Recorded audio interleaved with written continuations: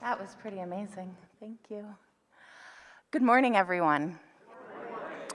I want to invite everyone to move a bit closer this morning, if that's coming from the back or anywhere, to come sit up front or on the steps or coming a seat or two closer forward or even just leaning in a little bit. Come a little bit closer.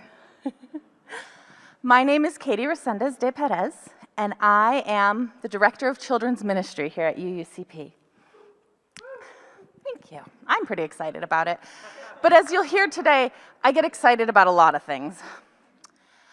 I do want to encourage everyone to stay after service and come to the back table where Bunny and Laurel are for the signing.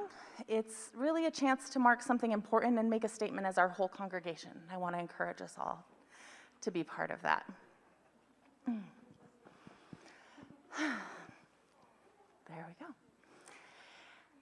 So, if something totally out of the ordinary happens, and totally unexpected, you probably won't hear me say, "That's crazy." Most likely I'll say, "Whoa," or "That's wild." And in fact, I've been picked on for saying wild too much. That was wild, this is wild. Whoa, what a wild story. Wild. But I don't use the word crazy for a reason. Because it's a slur. And a slur is a word that we use to identify a type of person or behavior and to tell us all that it's a bad thing. So crazy is a way we label people and tell them the way they are is bad. But for me, it's a yucky, sticky, awful one, because when someone says to me, "Katie, stop acting like a crazy person," I can't. Everything I do is like a crazy person because I have a mental health issue, a behavioral illness. That means my brain chemistry and the way my body physically reacts to stimulus isn't what is expected from people. It means I'm crazy. Even when I'm asleep at night, I'm crazy. So I don't use that word too much, but I wanted us to think a little bit about what it's like as we come together as individuals and communities and the words we use and how we define ourselves. So I thought I would tell you a little bit about what my crazy is like. Mine is different than a lot of people's, and it's different than what gets talked about a lot. But I want you to remember that behavioral health issues, mental illness, appear different in different people the same way a virus does, or an infection, or an allergy. My allergies look nothing like Nigel's allergies. Please don't feed him chocolate. Please. So for me, when something happens, an event, anything, I get excited about it. I have more emotional energy for it than most people do, which can be really great, right? If you tell me about something you did in work this week and I say, "That is so cool," I really think it's cool. I'm really excited about it. But my body and my chemistry wants to be really excited about it. Really big, right? So I have to be careful not to go up and more excited and more excited and more excited. Because it's not just happiness for you, it's not just pride, it's also anger. My frustration gets really big, although I've gotten better at that one. Happiness gets really, really big. All of those, big, big, big, big, big. And I have to be tender and gentle with myself and take care of myself. I have to make sure that I pay attention to when I'm sleepy and how much I'm sleeping. I have to pay attention to my movement and what kind of movements my body wants to do. I have to take medication, but it's just like my allergies, right? If I were to hang out with a llama for half an hour, I would get itchy, it would be a little hard to breathe, I would go home and shower and be fine. But if I decided to shear that llama and knit a sweater out of its wool, by the second or third day of working with that wool, I would be really sick, and it would be hard for me to breathe. My crazy works the same way. If I don't monitor it, my emotional energy goes up, and it stays up, and up, and up, and up, and up, and up. And that's not healthy. And that's not survivable. But the same is true for down, right? We know people who have no emotional energy for anything, and the most exciting thing in the world could happen, and they'd be meh, and just feel blank. So we know being way down here isn't balanced.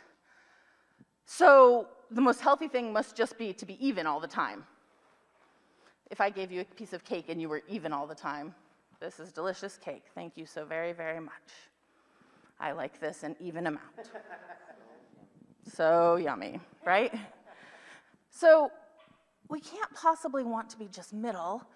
I know we don't want to be just high, I promise.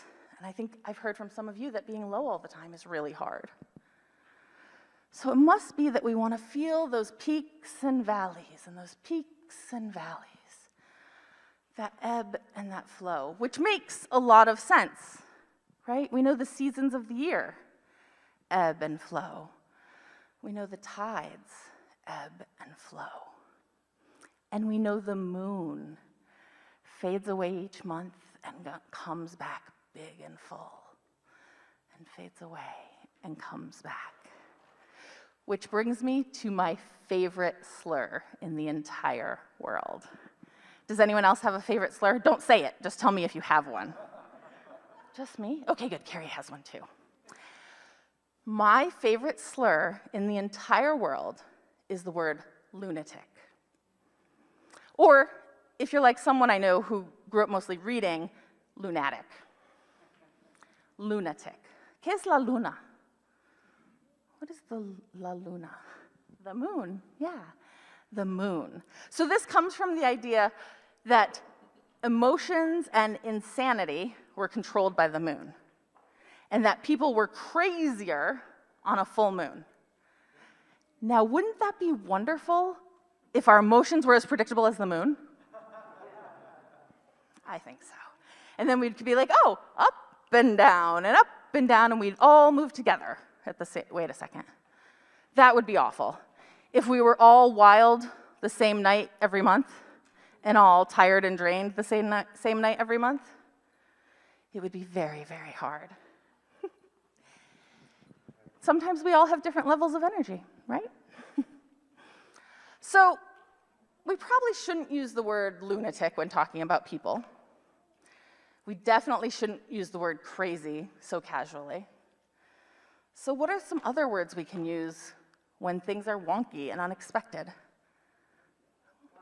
Wild, yes. And some of you might remember Sierra Sanders, who taught all of us in children's ministry, wild, use wild, and so we did. I think she was 12 at the time. What are other words? Bananas, far out. Oh, I love far out. Out of hand? Out of hand. Don't get out of hand. Interesting. Spirited. Bela, what was yours? Strange. There's tons of words, and we are an amazing community of words. We love to talk. So for this week, I invite you to practice taking one word out of your vocabulary. Crazy. Or every time you use the word crazy, I want you to think about me at my calmest, at my quietest, at my most contained, and know that that moment too was crazy. Okay. Thank you, everyone.